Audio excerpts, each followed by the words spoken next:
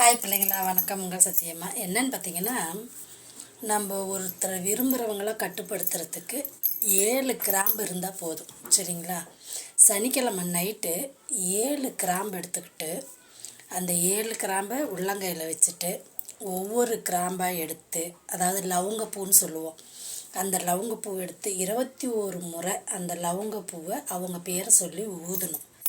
ஊதிட்டு ஞாயிற்றுக்கிழமை காலையில் என்ன பண்ணணுன்னா, ஞாயிற்றுக்கிழமை காலையில் எழுந்திரிச்சி 12:30 மணிக்கு மேலே ராகு காலத்தில் அதை நெருப்பில் போட்டு எரிச்சிடணும். அதே மாதிரி 7 வாரம் செய்ய ஆரம்பித்தோம்னா, நம்ம எந்த ஒரு நபரை அன்பால் கட்டுப்படுத்தணும்னு நினைக்கிறோமோ அவங்கள ஈஸியாக வசியம் பண்ண முடியும்.